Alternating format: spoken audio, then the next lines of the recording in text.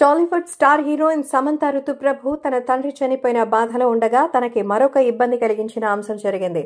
అది ఏమిటంటే, కుటుంబంలో ఇంత విషాదంలో ఉంటే సమంత తన ఇన్వెస్ట్మెంట్లో చాలానే పోగొట్టుకుంది. అదే సమంత దాదాపు 100 కోట్లు మోసపోయింది.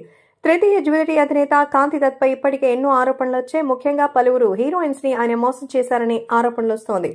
ఈ సంస్థలో దాదాపు సమంత, కీర్తి సురేష్ తో పాటు ఇంకా చాలా మంది హీరోయిన్ల దగ్గర 100 కోట్లకు పైగా పెట్టుబడులు పెట్టించినట్టుగా తెలుస్తోంది. తాజాగా ఆ సంస్థలు సైతం మూసివేయించేశారు.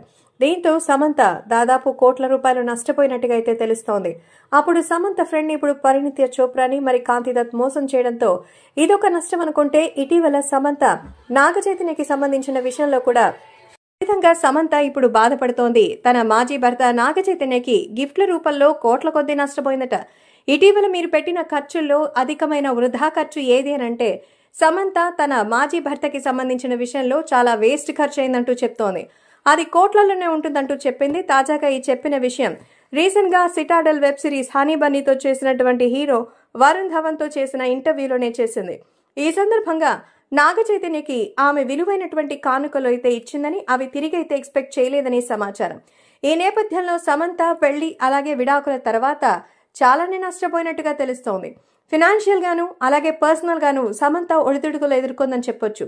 ఇప్పుడు డబ్బుల కోసం కాదు, కేవలం ప్రశాంతత కోసమే పనిచేస్తున్నానని చెప్తోంది సమంత. మరి అలాంటి సమంతకి లైఫ్ లో సక్సెస్ కావాలని కోరుకుంటున్నారు ఆడియన్స్.